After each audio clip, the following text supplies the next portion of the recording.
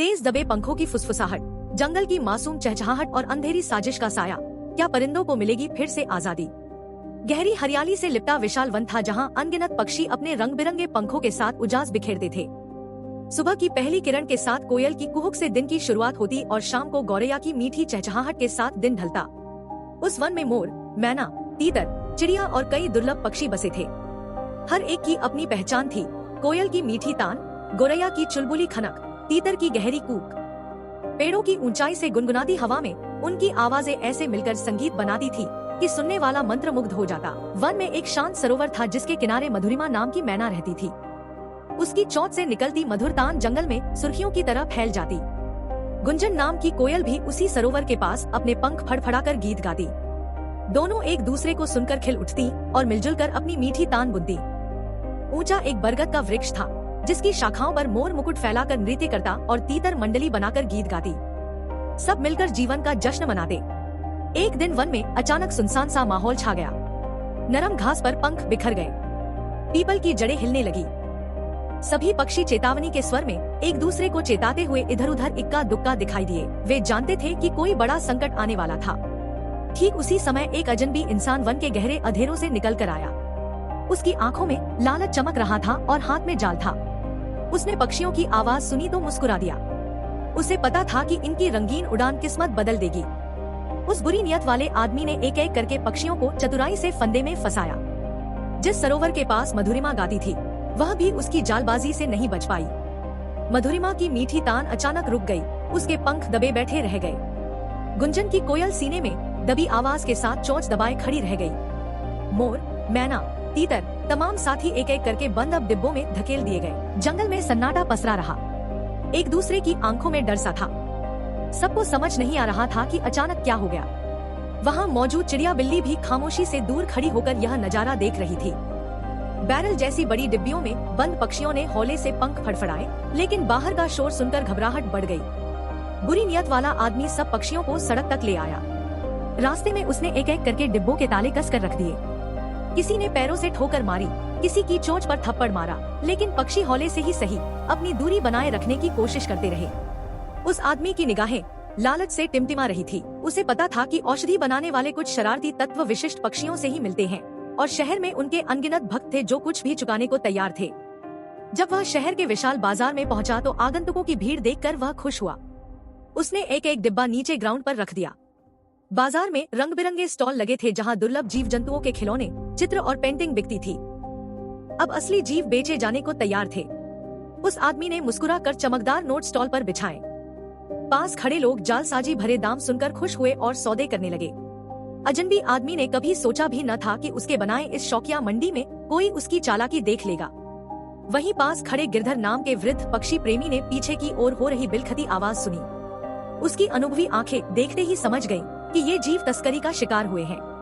गिरधर ने तुरंत सावधानी से पुलिस को सूचना दी। पुलिस वाले आए, लेकिन तब तक कई पक्षी बिक चुके थे। बचे हुए पक्षी कंधे से पसीना पोंछ रहे थे। उन्हें नहीं पता था कि आगे उनका क्या होगा। गौरैया की निराश सी चहक सुनकर लग रहा था जैसे उसकी आशा भी बैठ चुकी हो। मधुरिमा ने हौले से अपने साथी को सांत्वना दी और चोंच हिलाकर कहने का प्रयास किया कि सब ठीक हो जाएगा, लेकिन दोनों का दिल टूटा हुआ था। जंगल से दूर अजनबी कोले में कैद ये मुक्त परिंदे अब बेचारे लोग बन बैठे थे। थोड़ी ही देर बाद पुलिस ने रेड की और तारों के बीच फंसे पक्षियों को मुक्त कर दिया। गिरधर ने उन्हें कोमल हाथों से डिब्बों से एक एक करके बाहर निकाला।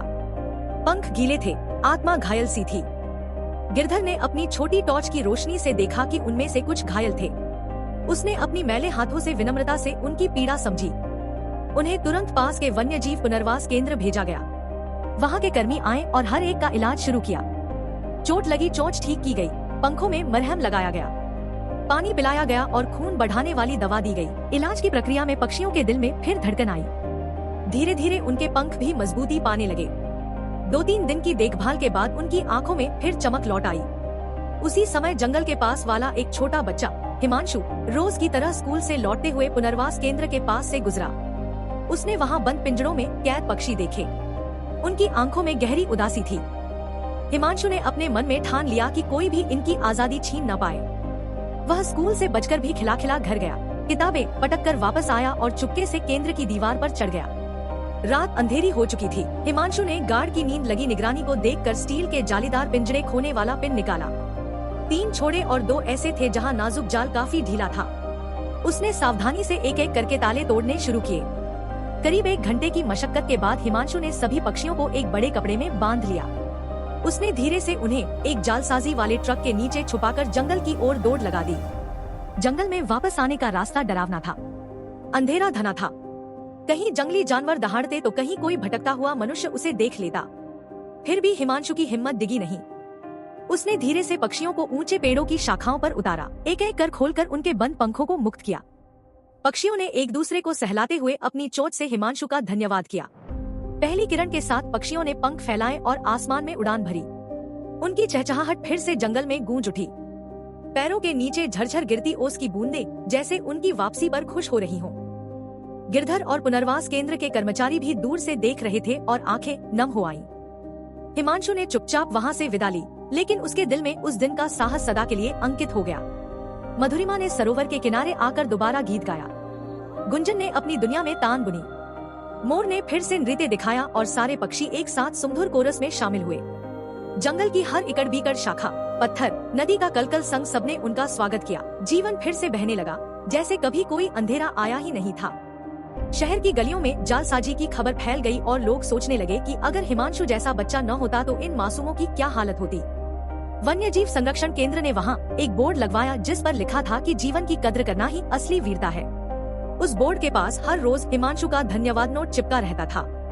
आज भी जब कोई जंगल के उस हिस्से से गुजरता है तो पक्षियों की चहचहाहट सुनकर महसूस करता है कि आजादी कितनी बड़ी निशानी है।